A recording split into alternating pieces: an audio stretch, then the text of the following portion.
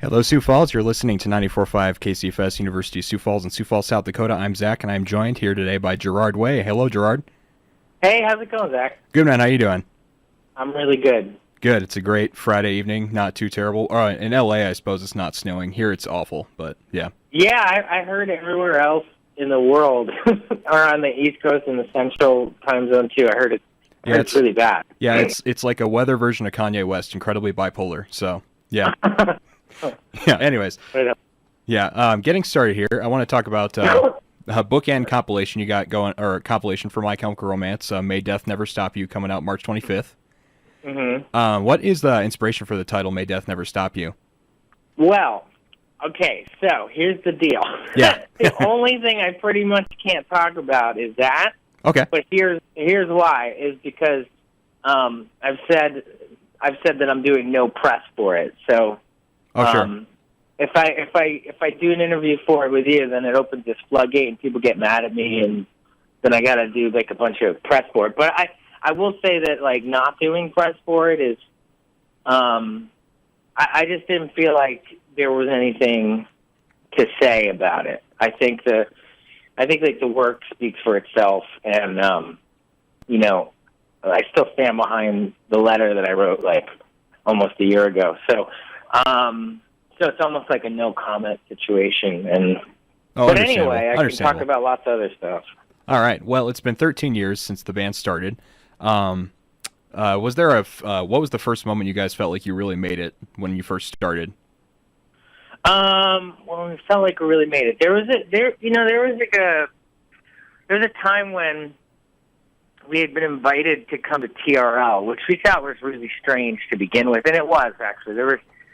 There was definitely not any real bands on TRL at the time. If I can remember correctly, no offense to anybody that wasn't a real band that was on TRL at the time, but I don't think so. I think it was just pure pop. I think the extent was like Blink-182 maybe. I think that was about it around the time. Right, maybe they were like the only band on it that I could remember. It was just all pop, and we got invited to come be on it, and it was literally like being on Mars. Like it was such a jam up of like two totally different worlds, and It was a cool scenario though, because like it was almost like MTV had to put something on that people were responding to, and people were responding to this rock band, so it's like they had to put us on, and we were like all cadavered out and dressed up like we usually do. And I remember there was like, to get out of there, was like all these police, and there was just like it felt like there was thousands of people outside, and just the fact that we had to have like police kind of escort us out, get us into our shuttle van, and then we had to take that shuttle van to the UK to play like I think like a sold out tour like that. I guess that was the moment for me where I realized things had changed. Yeah. Yeah, absolutely. Did you get to meet Carson Daly? I don't know if he was still there at the time. We've done his show, and he's rad. But I can't even remember. It's like such a blur. I think he had already moved on from that show. Gotcha. So the first song you wrote was Skylines and Turnstiles, is that right? Yeah. What was that song about specifically? It was about 9/11, and it was short of like joining the army or doing anything super drastic at the time. Right. That was like my only way to kind of vent about it. And, it was to form a pattern for us, or for my songwriting, like lyrics. Like I would quickly, I would write something very honest and super pure, and then almost immediately be ready to move on from it. And that would happen a lot in our career. And that, it makes sense that the first song was very much like that. I think within 2 to 3 months, I'd actually kind of grown a little bit tired of reliving those memories live and tired of singing that song, because it was really personal, and I had already begun to like move on from it and kind of heal from having sung the song. So that was like my way of dealing with that. Right. It's one of those songs that's just kind of hard to play live because you just don't want to convey anything to an audience. You kind of just want to keep it like yeah, and it's like it felt like it was the test run or something. It felt like I was just still feeling out what it is, like how I sang and what I was going to do and what kind of lyricist I was. And it's almost like a demo for me in that way. And, yeah. Right, yeah, because I know you guys played that like once, like after the first couple years you didn't play it at all, like the rest of the career, right? Yeah, it would come up occasionally when we'd be making a set list, like somebody would mention it, and I just like never wanted to play it. I felt like such a different person, even 3 months after writing that song. And I have like a pretty strong connection to almost every My Chem song, but that one in particular, I found I had no connection with, and I felt like that was the way that I was dealing with 9/11, was to kind of disconnect from it and just. I felt like it was like I want to move on and do something positive. I don't want to dwell on that, Yeah, definitely. You guys, I think, reworked that song for like one performance, didn't you? Yeah, we did because, again, I didn't want to just kind of belt it the original way. Right. Yeah. And we played with Blank, and I believe it was 9/11 in 2012, and so we did a version of that song that I actually thought was a bit more meaningful and a bit more of where my brain was at, considering that event at the time. Like, I think to just like belt out a kind of punk song about it wouldn't have really accurately depicted how I felt, Yeah, because I saw you guys on that tour. You guys are fantastic. Just a side note. Oh, thanks. Yeah, you bet. Up next, I was going to ask, what are some of the bands that influenced you guys getting started? I know because I watched the Life on the Murder Scene documentary a few years ago. Like Misfits and Black Flag were huge influences on you guys. Were there any other artists that were hugely an inspiration but weren't really noted, like in the press or anything?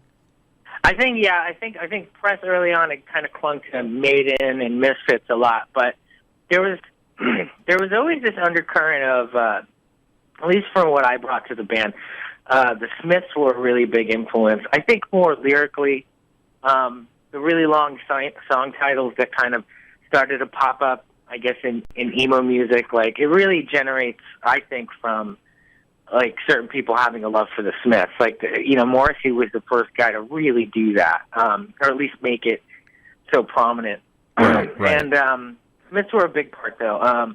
It was a jam up of everything I thought was great. Like, if I thought Queen did, guitar harmonies great and drama great, and that's what I wanted to grab from them. And the Smiths had, the certain kind of lyrics that I loved. Like, I would just kind of snatch everything and absorb it.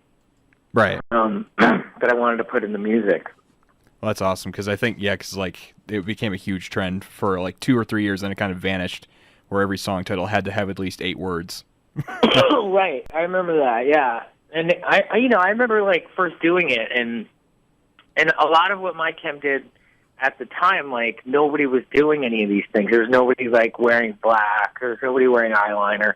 There was like nothing like that. There was no long song titles. There was really just songs about dudes really bummed out at women. There was just a lot of that. It was like, there was a lot of like misogynistic, or not even just misogynistic, but like people just bummed out they got dumped. And that's largely what you would find. You wouldn't find anything kind of moving beyond that. Right. Speaking of like moving on, what was kind of the decision? Like, you guys have always been a band that never wanted to be pigeonholed in one section, and I always noticed you always branch out and do different genres, but stay within your confined like I guess rock persona. Right. What was kind of the inspiration at first to kind of just say we're not going to be the band that just kind of holds back and only does one certain kind of style of music? What was kind of your inspiration to kind of just not care and just do whatever kind of music you felt like doing? I really think it came from the fact that I can't really just do anything more than once, even with like my comics, I did that first umbrella, and then that second one is so different from the first. Just like the third and fourth would be so different from the first two. It still retains like, this is a superhero comic, but aside from that, like, it ends up being pretty different. I think once I've done something once and I've expressed myself within that particular fashion or whatever, then I'm kind of finished with it and I'm ready to move on to explore a different sound. I'm always looking for like a new sound or a new energy or a new thing to say or a new way to say it. but it would have felt weird. Like, Venom is like our most metal song, but I don't think I ever would have tried to have, another metal song, more metal than that. I think that was the most metal we could come up with, Right, because I think rehashing material just seems kind of like, it just feels forced and it's not really being true to yourself. I definitely agree with that. Definitely not. Yeah, definitely wasn't being true to ourselves. And I've been pretty bored of bands that couldn't change it up. And I lost interest in all of those bands by the time they'd hit their second album. Yeah, because a lot of bands do the same album 5 times in a row and it gets boring. Right. Right. Yeah. So you talked about comics. You've had Umbrella Academy and True Lives of the Fabulous Killjoys. What are some new projects coming up this year for you in terms of comic book writing? Well, I'm definitely focused on Umbrella Academy 3 and 4. It's really awesome that Gab hit me up and he has time starting in May to continually work on something for a year, and that's really amazing. I've been working on this all ages concept right now, and it's cool because it started off this kind of strange science fiction thing, and then there was a pretty big response to it, kind of being all about cats. Mm-hmm. Yeah, I noticed, so like your profile pic. Yeah, I dove into that for a bit, and it was nice. It was a really great study in how many different characters could I think of that are so different in the span of 3 days from each other, and really represent a lot of the way I felt when I was 16, and that was cool to do. And then the longer I kept working with it while working on Umbrella, I found that, well, maybe it is something more than just something about cats. I don't know if I can write 10 issues just about cats. Right. And obviously it's not about cats, it's about something else. But, yeah, I could see myself hitting a 6-issue point where maybe I don't want to write about my teenage years anymore. Or maybe I do, but I want to do it in the confines of a science fiction comic that has cats and everything else in it. I'm starting to realize, I really need a book, even beyond Umbrella. I need to have a book that kind of encapsulates a lot of the things that I like, and can change the way I change. I don't really have a comic that changes in the way that I do. And to have a monthly book that does that would be pretty exciting. Oh yeah, definitely. What would be kind of the storyline, would you think, for all ages, since it's centered around cats? Well, that storyline for that particular, when it was just about the cats, I saw it being about the working middle class and the lower classes, and being gravitating toward music because you don't have anywhere else to fit in. Mm-hmm. And at the time, punk had come out in '77 and all that, but it hadn't really broke majorly to the point where the most popular kids in school were into punk and going to shows. That hadn't happened yet. So you went to these shows because you didn't fit in at school, and it didn't necessarily mean you were into everything that was going on. I remember going to a lot of the punk shows, and I wasn't a crusty punk. I was definitely more into British music, and I would, I had a Merc suit and things like that. So, yeah.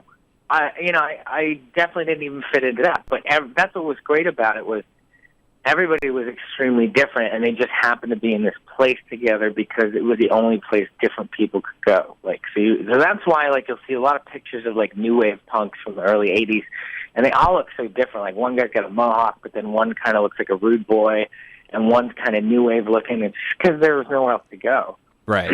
Yeah. So how do you feel about bands that kind of that grew up in the scene where they're just always hung around different people and always yet somehow made it big to the mainstream? How do you feel that would, when you guys made it big, how did you feel? Did you feel upset that you made it big, or were you happy that you were starting to play bigger venues and stuff? Because there's a lot of bands I know that get upset when they make it big. Nirvana is a prime example of that. Right. So how'd you kind of feel when you guys made it big? It's a hard thing to reconcile with yourself because you come, especially if it's coming from a place where you're doing it out of love and because it's a really pure thing, and then to have, a lot more people than you expected take ownership over it, and then it gets very popular, and then there's this monetary exchange that you start to feel skeevy about, and so it's hard to deal with that. It takes a lot of years to kind of get it down. And, I always try to retain, like, I'm still not doing this for the money. You know, even though I've made some off it, like, if it does hit a point where I feel like that's happening, I won't do this. And I stood by that. I really stuck with that all the way through. But it's, you know, it's kind of a shock to you when when your band makes it big. It does feel really good because it feels good to communicate to a lot of people. It always feels good, I think. If the point of your art is to reach people and communicate with them and share an idea, if that's the point of what you're doing, and then it does that, that feels really great. Right, you know? I agree. Having a healthy mindset is important about it. Yeah, and so what's harmful to an artist like that, or maybe an artist like myself, is when you stop being able to communicate, not because of the bigness, because maybe there's something wrong with your message, or there's, you know, you need to readjust, you need to figure out what it is you're trying to say. Like, that kind of thing hurts, I think, an artist like that, is when your ability to communicate loses its potency. Right. Trying so hard to be non-mainstream, it just comes across as, you know, pretentious or kind of... Yeah, or even if it's kind of what you really want to do, like, and people just kind of don't see what you're seeing, like they're not getting it. I mean, there's some kind of disconnect in what you're doing, you know? Right, absolutely. I agree with that. So you before My Chem broke up, you were working on like I was watching your interview with Grant Morrison in Australia. Mm-hmm. You were talking about how your final album would be like a concept record about support group with parents. Was that true? Yeah, that is true. Yeah, that was where it was heading, and the visuals were really beautiful. And it was again a lot different, much like all the eras of MCR were very different. And you know. I remember in that interview with Grant, I said that it's not really a story I wanted to tell, the one I came up with. And that's definitely not why, you know, I didn't want to personally do it anymore. There was definitely a lot of other reasons, you know, having to do with going back to what I just said, where it starts to feel like the monetary exchange is all that's there for you. And you have nothing to communicate with this anymore. It's kind of like it's done its job. Yeah, the passion's gone. That feeling was a lot stronger than not wanting to tell a story about a support group. Like, I actually do want to tell that story, and I'll probably tell it one day, you know? Right, yeah, definitely. So, also, previously, you released the previous unreleased Conventional Weapons a few months ago, like a year or so ago. What was the original reason to scrap that album and then decide to go forward with Danger Days? It was a decision based off the fact that I don't think any of us had felt we'd gone on a journey to make it, and I think I think it's that simple. I think every record we had ever made was a process and a journey, and extremely difficult, except Conventional Weapons. It was just kind of, it was really like waking up, driving to work, clocking in, clocking out, waking up, just repeating the process until you had an album. And that didn't feel right. And you could hear it in the music, to us at least, or definitely to me, you know. There's some cool songs on it, but there's really no point of view to that album. That album is really just like it's like a record about, I don't even know what. Like, it's a record about being mad about stuff. I'm not sure. Like, maybe it's a record about reconciling fame and success with having come from, you know, a punk band. To me, those records aren't really interesting because I've heard them before, and I've heard records by bands that are like having a hard time with success, and so they make something to kind of combat that. And I don't think the results are ever really that good, in my personal opinion. Yeah, I agree with you. It's very rare to see an album that like that touches the points perfectly without being like an album that the band later regrets or something like that. Right.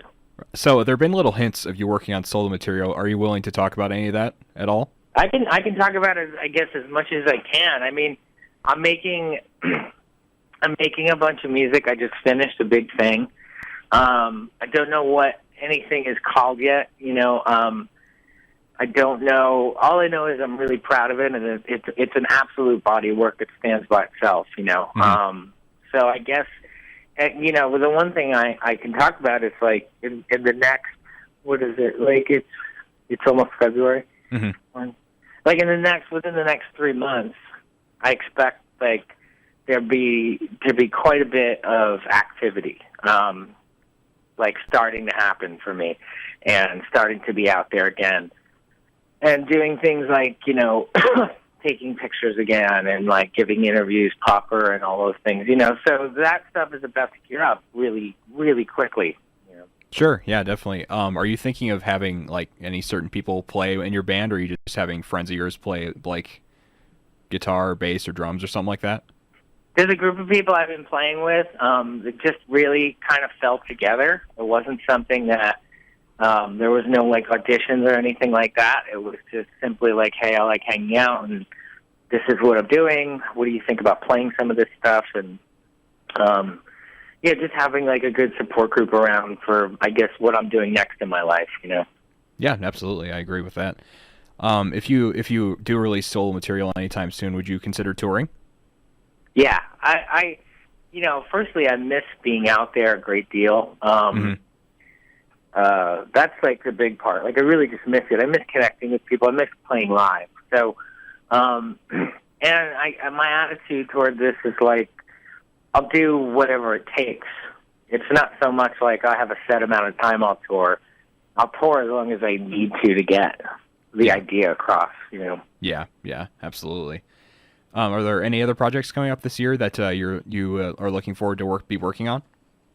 Well, I'm trying to like really figure out how to manage my time and still be like a good husband and a good dad. Like, I think that's, you know, there's a lot of things I want to do, and I think I have to kind of really figure out, well, what am I going to do this year? I guess the good news is once I finish music in a certain regard, that leaves me open to do other stuff. But having said that, I don't really want to turn off the valves this time. I want to keep making music, and I want it coming out frequently. I don't want to kind of go away into a cave every 3 years and come out with this thing that I tour for 2 years and then go back into the cave again. Like, it's not really how I ever saw myself making art, was like once every 3 years. So there are other things I'd love to do, but one of the things I know I'll consistently be doing is making music.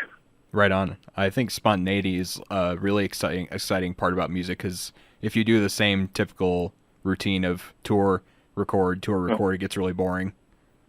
Yeah, and especially if you get locked into that time schedule of it, it's of just, you know, 18-month tour cycle, a 2-year write and record cycle. Like, you know, it gets super stale, and it takes all like the magic out of it. And you know, then you're like, well, I know I have to, like, if you start to realize, like, I have to write 50 songs in order to put out 12. Yeah. And you might as well just start writing those 50. Like, that's a drag. But to write a song that you know right away that you love and then put it out relatively quickly, that's the goal, you know? Yeah, absolutely. So I turned to Twitter to get a bunch of questions from fans, if you don't mind me asking a few of these. Sure. I got 400 followers on Twitter because of you. I appreciate that. No problem. So, first question was, how do you personally feel about the ending of My Chemical Romance? How do I personally feel about it? I'm really proud of it. I'm really proud because I'm really proud of My Chemical Romance, and I never stop being proud of it. And I think it could have been all too easy to have that band end on somebody else's terms, and to be able to end it on ours was something like, it's priceless. Like, you know, somebody could come to me tomorrow and like offer me $1 million to go do that again, and I could say no, and I could feel good about it. So I feel really good about the way it ended, you know? Right, yeah, the journey was well done, and you feel proud of what you've accomplished. Yeah, and I took a lot out of it, and I learned a lot out of it. And maybe, you know, and I understand, like, it's a bummer to lose, for some people, you know, a band that was their favorite band. Like, I get that. Like, it's happened to me before. I guess I think it's worse to watch that band atrophy to the point where you're disinterested, or you don't, or they, you know they don't mean it anymore. They don't buy into it, and that's worse for me, to see bands that I love to now be kind of like just this gray soup, you know. Not vital. Yeah, what really bums me out is seeing artists that make this defining work and then they ride the coattails off of that the rest of their career. Because it's real easy to, because all you really got to do is nail it once or twice, and then people just want you, not necessarily the fans, but like people maybe surrounding your band, they just want you to keep like doing carbon copies of that till, that's all they really want. That's all they actually want, and it starts to not become about what the artist wants. So, I think every artist is kind of faced with a crossroads of like, well, what do I do? And it may take years for even all of us to understand what exactly My Chemical Romance was. And, I'm just now processing the 13 years. So it may take really dedicated fans, a couple more years to process that. Like, what was that? What happened? So it's not something like to get over right away, obviously. But it's also not something to be able to understand right away. It's something that takes time. Right. Absolutely. Do you still keep in contact with anyone in the band besides your brother, obviously? Yeah, we're all in contact. Like, some people more than others, and sometimes more than others. But everybody has, in some way or form, if even through email, like spoken. I feel like in the last, at least like once a month or every couple months. So.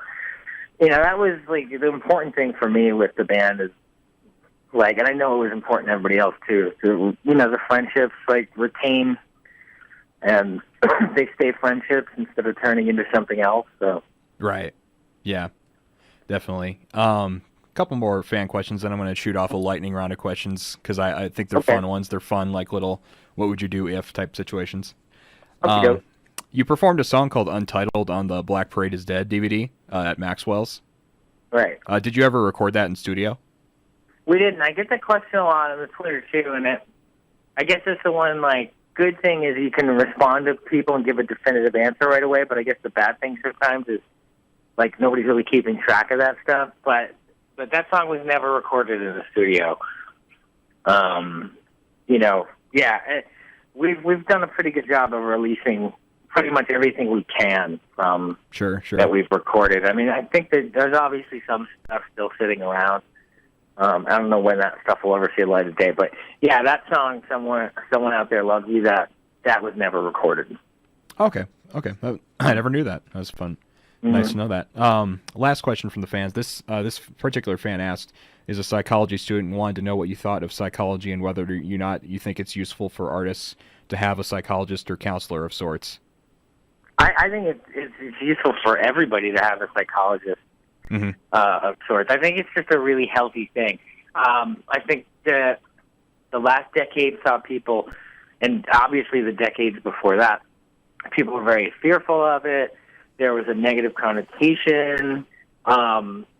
People looked at it in a really bad light. And because because we as people, like, if we feel like emotionally we need help, we feel like there's something wrong with us. And there's not. Like, everybody, it's like going to the gym, to me, going to therapy once a week. It's just as important as getting exercise and fresh air. Like, you need somebody to talk about something without any judgment. You need that. You need that outlet. And if you don't have it, you bottle it up, and then you do damage. So, I think, it's good for...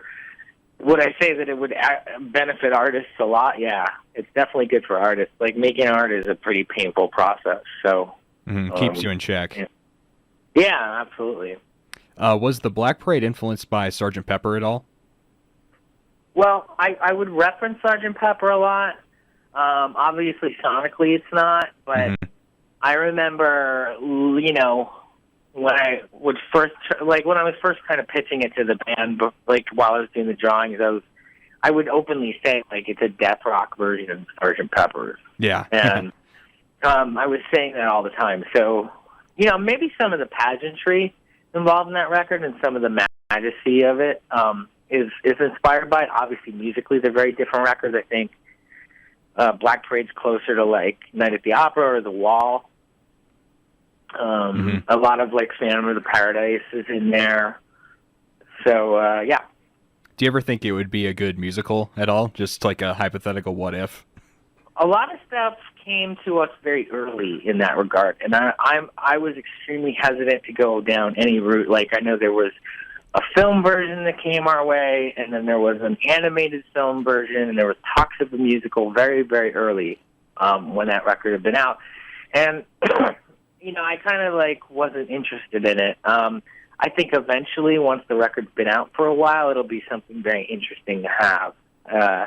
It definitely felt, though, at the time, there's maybe some people trying to capitalize on the momentum of the record, and I always think that's a bad reason to do something. Right, I definitely agree with that. Monetary is not necessarily the greatest thing. It's all about passion, desire to do it. Right. So to end the interview, I like to do a lightning round of questions, if you're cool with that. Just fun ones. Yeah, I'm cool. Okay. If you could be in any other band, what would it be and why? Oh, man. If I could be in any other band, what would it be and why? Probably Iron Maiden. Nice. I think because they have such an amazing thing. They have, this ginormous catalog of eras and material. They, they stay a certain way, but that's good for them. They like that. You could see that it makes them happy to be making the music of Iron Maiden. There's nothing. It feels like, at least from the way it's portrayed, there is nothing greater to them than doing that. I think that's super awesome. Yeah, because a lot of classic metal bands are really content with doing a lot of the same music over and over again, but it's, like you said, it is fun for them. Yeah, and I think, and there's there's progressions here and there on their albums. Obviously, all their albums are different. They all have a different look and feel, but it stays really to the core of what Maiden is. And I just think that's fun. It takes some of the torture out, maybe. I don't know. Yeah, well, I love Maiden too, so I definitely agree with you with that. What is one song you wish you had written, either personally or monetarily? Personally or monetarily? I'm trying to think. What's one song I wish I'd written? Probably Boxers by Morrissey. That was a song that really... and I say that, but I don't wish I'd written it because I like Morrissey's version so much. But if I had to kind of get around the ballpark to maybe picking a favorite song, it's probably Boxers by Morrissey, Yeah. Because I never really followed Morrissey's catalog. I always follow the Smiths, but I never really followed Morrissey's. I should get on that. You should. I think any Smiths fan at first, you're really into the Smiths, and then everybody's like, well, you should listen to Morrissey. And I think every Smiths fan, when they first discover them, they're such a purist and they're so dedicated, they're like, oh, I'm not going to listen to that. And then, the minute you crack the seal, though, you're like, oh, my God, I should have been listening to this, 5 years ago. And then there's all this amazing music sitting there that, can rival, your favorite Smith songs, That's my opinion on Morrissey. Yeah, awesome. What is one band you wish you could tour with that you haven't already? One band I wish I could tour with you haven't. I really, really like MIA. I always thought that could be really cool. I'm a big fan of Blur and Damon Albarn. I think, any of those artists would be great. Cool. What is the coolest concert that you've ever attended? It was actually Blur at the Roseland. I think I was about 15 and a half or 16. I remember definitely having to lie to my parents about where I was going. I went with my best friend, Sean Hines, and we both had tickets for months, Yeah. And it was during the Great Escape tour, so, it was only just after Park Life, so they were still it was before they had gotten Fuzzy, which is a great era for them too. Mm-hmm. But it's right before that. They're still that's the height of their Britpopdom right there. So it was cool to see them in that phase of their career. Yeah, it's always cool to see a band at the peak of their career, seeing them just months before they hit it big or something like that. It's always a unique thing to watch. Yeah, and everybody at that show, it felt like if you were into Blur, it felt like your music taste was pretty sophisticated. Right. Everybody at that Roseland show, you knew that they had to know what was up. It was like going to a Pulp show back then. You had to know what was up to be in a Pulp show. Yeah, so you could literally say, you weren't there, man. You couldn't you couldn't hear the music or something like that. Right. Yeah. A lot of people at the time were just it was just all about grunge. So that's all it was about. So, if you weren't into grunge, like, you just weren't into music. That's what people thought, But there was this whole other world happening over in the UK. Yeah, I liked some grunge. I wasn't a huge fan on all of it because I feel like you said, everyone kept trying to encapsulate this formula and keep copying it and just retreading it, and it just got really boring and dull. Yeah, and then, once you started to have, like, copycat vocalists and stuff, like, it was kind of the death knell for it, and it took all the took everything special away from it at that point, I wonder when we're going to have a resurgence of grunge, because we had the 80s kind of come back recently. I think, yeah, I don't know. I see every once in a while I hear that it's kind of going to come back, but everything always comes back, remarkably different, I think. So it's weird getting older now and looking at emo as like a nostalgic thing, or starting to generate some nostalgia. So that's pretty strange, like there's reunion tours and stuff and comebacks and yeah, there's a lot of emo bands from the 90s that are coming back in a big way, like Texas is the Reason, stuff like that. It's just kind of touring constantly. So people are saying there's a revival, but a lot of the bands that have been there the whole time have said it's not coming back. It's always been there. You just haven't been paying attention. Yeah, and that happens to a lot of music scenes too. There's been a lot of bands like, we only broke up last year, so it was like we were still slugging it out. All those years that it was still kind of happening. But I don't know, these things happen in like waves. Yeah. What is one famous person that you have met that left you starstruck? I'm always going to go back to meeting Grant Morrison. That was, I was the most nervous I've ever been to meet anybody. And it's funny to think back to that now because we're such close friends, but there was a time where we weren't, and he had just reached out to have lunch, and I was more nervous to meet him than maybe a lot of the people that I'd met from being in a band. Yeah. Mm-hmm. Yeah, I think it's weird to be like, you're so nervous, and yet all of a sudden later on you're best friends or really close friends. It's a very interesting thing. What is your favorite new band out there right now, or one that's relatively new that you have heard like in the past year or two? Trying to think. Trying to think of like what I've been listening to. Oh, I got my iTunes open. I'm trying to see what the last thing I listened to was. I'm trying to.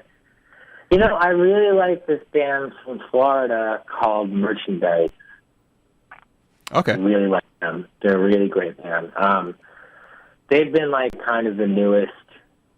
I heard about them a year ago, but they're kind of the newest, I think. Cool, I'll have to check them out, because I think I've heard of them before. I just haven't really heard their material. Really cool band. Yeah, I think a band that's kind of waving the flag for punk and making punk more prominent now is Against Me. I love the new album of theirs. Yeah, that album is fantastic. I got it. I think it was like the night it had come out or something, and it's like, and I mean this in the best possible way. It's like when you hear an album from a band that like where they've just upped it again and they've made something amazing, it almost should sound like you're hearing the band for the first time. Yeah, it really does feel like that. Yeah, that's how I felt like listening to that record. I was like, I feel like it's like the first time I've ever heard this band. And funny enough, like our very first show of our very first tour in a van, we opened for them in Nashville at this place called The Muse, which is literally in the middle of nowhere, in like the worst part of Nashville, super sketchy. And I remember like getting up in the morning after the drive and walking in, and I believe I met the drummer and the bass player.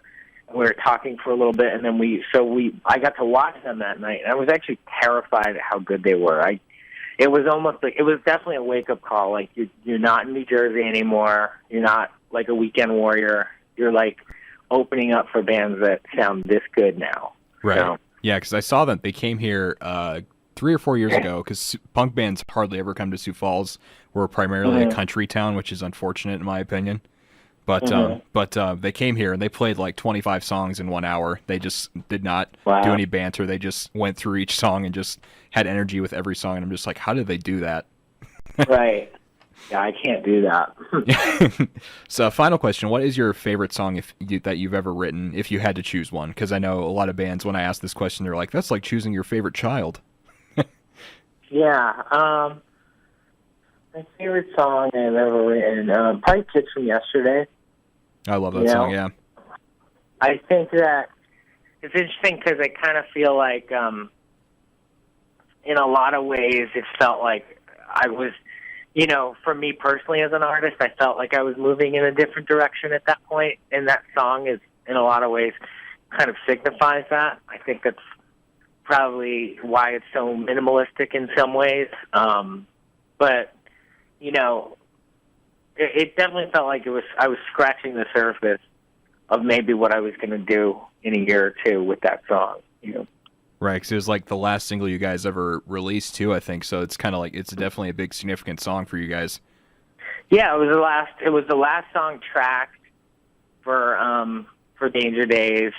Was not a lot of activity around the studio at the time.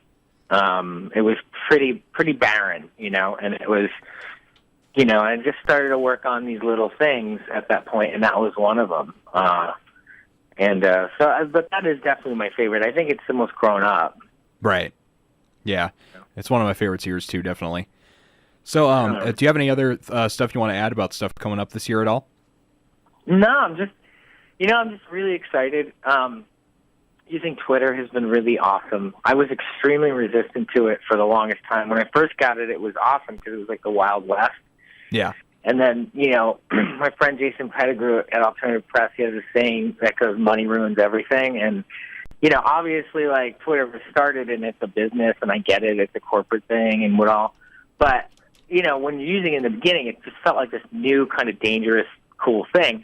And then, seeing people use it more was really exciting. But then starting to see people almost solely using it for marketing, and it kind of became that. And it made me so resistant to it that I basically stayed off it for like 2 years because I was like, this is like BS now. And like, yeah, I was kind of mad about it, but I was mad about a lot of stuff during Danger Days. So that was one of them, but, I reconciled all that and I said, well, you know what? I'm just going to use it the way I want to use it. And, it's nice to be able to connect with an audience. Especially like sometimes we make art in a bubble and we don't get to put it out so immediately, and it's still nice to communicate, Right, and I really respect that you actually take the time and respond to fans, because most artists don't really do that at all. Yeah, I saw a lot of that, and I try. I definitely try to. I don't know if I'll always be that way with it, but it's definitely working for me right now. Like I definitely enjoy it, and my feed, my at replies, it's just become such a positive place now that it used to be something you'd get anxiety from because, again, it was the Wild West, but you just didn't know who was going to try to get a bad reaction out of you and things like that. But that doesn't really happen anymore. So I think it's kind of calmed down in certain ways and allowed you to really communicate with your audience. Like you really kind of couldn't before because there was too crazy on there. Yeah, there was a barrier that you were kind of just like, yeah, maybe I shouldn't. Yeah. Right. Well, I think that's all I have to ask for you tonight, Gerard. I want to thank you so much for actually taking the time to talk to me. No problem, man. All right, and I wish you the best of luck and hope everything this year is awesome with comics and whatnot, and I just wish you the best. Right on. Thanks, dude. All right, thanks so much, Gerard. Okay. All right, bye. Bye-bye. All right, that was Gerard. Great interview, great guy. Up next, I'm going to play Kids From Yesterday because, like you said, that's his favorite song. So I figured I'd play it. So yeah, here is Kids From Yesterday. Good night, Sioux Falls. I'm taking off for the night. I got to go. But have a great weekend, and probably hear from me Monday. Here is Kids From Yesterday by My Chemical Romance. Enjoy.